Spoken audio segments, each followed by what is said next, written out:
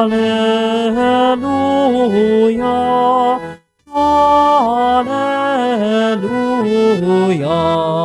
Hallelujah, Hallelujah. My sheep hear my voice, says the Lord. I know them, and they follow me.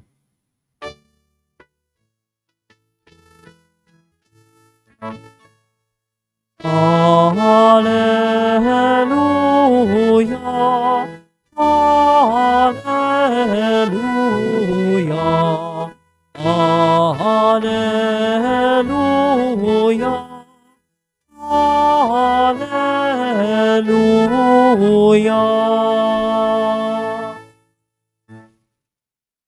The Lord be with you. and with your spirit. A reading from the Holy Gospel according to Saint Matthew. Glory to you, O Lord.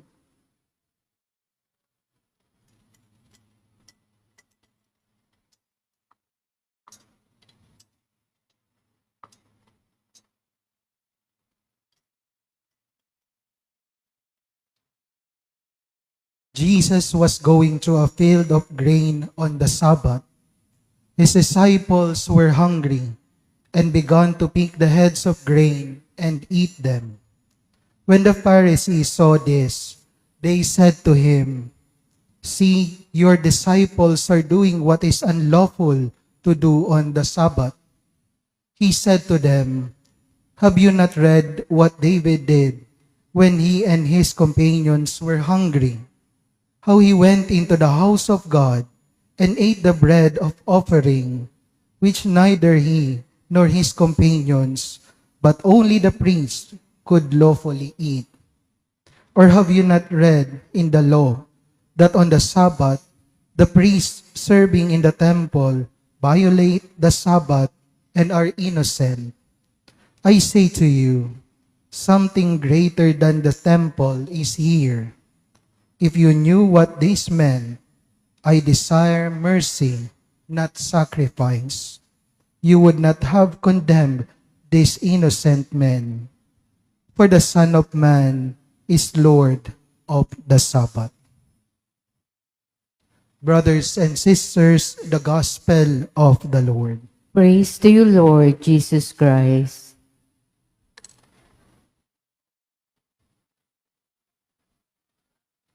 Kay Father Hans, ang ating parish priest at masipag na spiritual director ng Family of St. Charbel, kay Father Marv, ang ating assistant parish priest.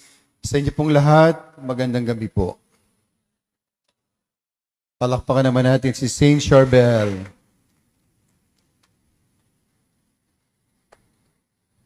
Ilang araw ko na pong pinagninilayan at pinag-iisipan kung anong sasabihin ko ngayong nebinaryo na ito. Naisip ko yung pagdalaw ng relic ni St. Charbel na kauna-unahan sa aming diocese, yung pagpunta ni na Father Hans. Marami ako naiisip, pero parang hindi pa rin akma. Parang wala pa rin dating sa akin.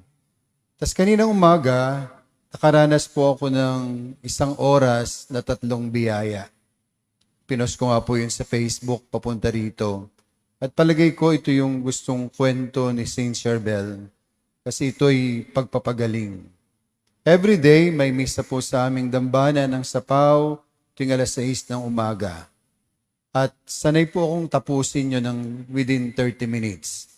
Dahil ako'y nasanay sa Antipolo, bawal ang overtime kasi sunod-sunod ang misa.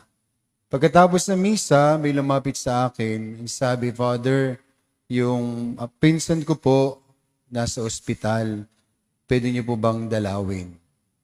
So, sick call. Sabi ko, sige po, kukunin ko lang yung oil at lumakad na tayo. Hindi na po ako nagubad ng Alba, sumakay na kami ng tricycle at pumunta kami dun sa ospital. At yun, pinahira namin ng langis, yung isang matanda na dinadialysis. Pagkatapos, sabi nung kapatid nung may sakit, " Father, sa kabila po, mayroong may sakit na pari." pero bawal pong dalawin. Sabi ko, ba't naman ganun? Pero nung marinig kong pare, sabi ko, kailangan ko siyang puntahan. Pumunta ako dun sa head nurse, kumukilala po ako dun sa ospital.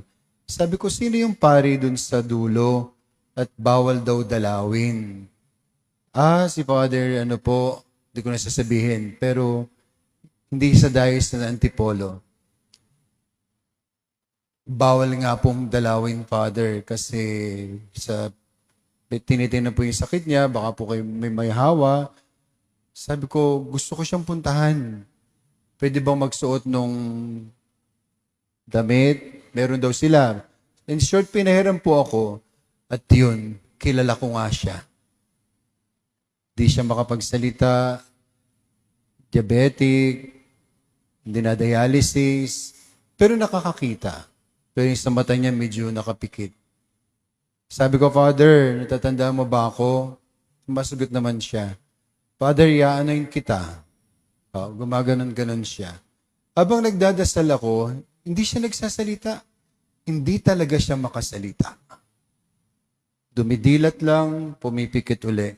Na habang nagdarasal ako, natatakot ako para sa kanya. Parang, aksidente ba to o biyaya talaga to sa kanya na may magsabi lang may pari po sa kabila pero bawal dalawin.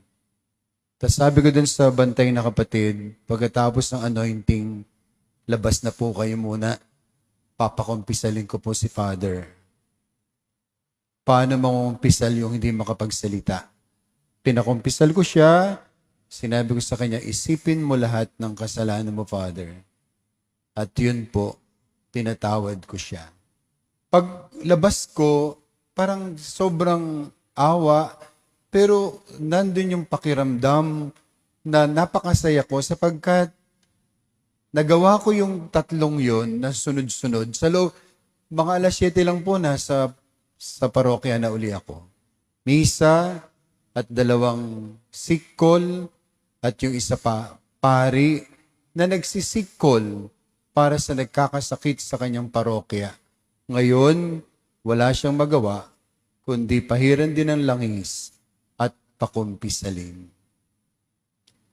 Di man siguro gumaling yung matanda at si Father, physically, pero alam natin, sa tulong ni Saint Charbel at ng Diyos, spiritually, gagaling sila.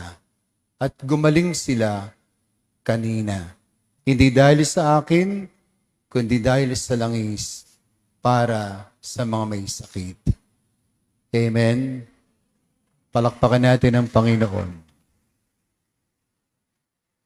Yan din mga kapatid ang laging sinasabi sa atin at pinapaalala sa atin sa mga oras na tayo may karamdaman, sa mga oras na tayo may sakit, at sa mga oras na wala tayong sakit. At lumalapit tayo sa ating Panginoong Kristo, lumalapit tayo kay Saint Charbel, ang ating gustong pagpapagaling ay hindi lang pisikal, kundi spiritual. Sabihin nyo sa katabi nyo, gumaling ka sana sa Espiritu. Go. Palakpakan natin ang Panginoon. Yan mga kapatid, ang una nating gustong mangyari sa hapong ito sa pagdidebosyon natin kay Saint Charbel. Hindi lang pisikal, kundi spiritual. Mapatawad ng Diyos yung ating mga kasalanan. Mahilom ng Diyos sa tulong ng panalangin ni Saint Charbel yung mga epekto ng kasalanan na ating nagawa. Malaki man ito o maliit, may sakit man tayo o wala tayong sakit ngayon, alam natin, ipagkakaloob sa atin ng Diyos ang pagpapagaling spiritually kung ito ang una nating hihilingin. Kasi kung tutuusin, sa tamang panahon, lahat naman tayo mamamatay. Sa tamang panahon, katulad ni, si Lazaro, yung mga binuhay ng ating Panginoong Kristo ng mga patay, namatay din naman, hindi ba? Pero ang napakahalaga, sila'y pinagaling spiritually ng ating Panginoong Kristo. Kaya yun ang lagi nating hihingin sa Kanya. Sapagkat mga kapatid, yun ang bagong dala ni Jesus nang siya'y magkatawang tao. Nang siya'y dumating sa mundo, nang ang Diyos ay nagkatawang tao at sumaatin. Nang siya'y nangaral ng tungkol sa kaharian ng Diyos. Nang siya'y nangaral ng tungkol sa mabuting balita. Yun ang kanyang dala. Pagpapagaling sa kaluluwa, pagpapagaling sa espiritu, para sa kaligtasan ng lahat. Hindi lamang pisikal. Dito nga siya hindi maintindihan ng mga Pariseo at mga Eskriba. Narinig natin sa Ebanghelyo, ito na naman yung mga kontrabida ng mga Pariseo at mga Eskriba. Bakit yung mga alagad mo nangitil ng uhay araw ngayon ng pamamahinga? Hindi ba maraming pagpapagaling ang ating Panginoong Kristo na nagagalit yung mga Pariseo at mga Eskriba? Kasi para sa kanila, bawal gumalaw, bawal kumilos sa araw ng pamamahinga. Pero sa ating Panginoong Kristo, mahalaga ang tao, mahalaga ang nagugutom, mahalaga ang may karamdaman kaysa araw at batas ng pamamahinga. Ilang beses ang sinabi sa mga Pariseo, mas may kapangyarihan ng anak ng tao sa araw at batas ng pamamahinga. Di ba yan ang kanyang sinasabi? At yan ang nais niya para sa atin. Pagbabago. Itong mga Pariseo at mga Eskriba, hindi nila matanggap yung pagbabago at yung bagong pamamaraan ng ating Panginoong Kristo. Kaya ano nangyari? Katulad sila ng matatandang hindi pinagpala at hindi napabilang sa mapapalad kasi ayaw nilang magbago. Ayaw nilang tanggapin, mga kapatid, yung pamamaraan ng ating Panginoong Kristo. Ano yon? Batas ng pag-ibig, batas ng pagmamahal, na mas mahalaga ang tao, mas mahalaga may sakit, mas mahalaga nagugutom kaysa batas. Na kung minsan, umamin man tayo sa hindi, para tayong mga Pariseo at Eskriba, ayaw natin sa pagbabago. Father, sanay na ako dito. Ito na yung nakasanayan ko. Father, wala ka pa sa parokyang ito. Ganito na ginagawa namin. Kaya wag mo kaming pakialaman. Father, matagal na kaming chismosa, okay na to. Di na kami magbabago. Kami ang reyna ng mga marites dito. Wag mo kaming pakialaman, Father.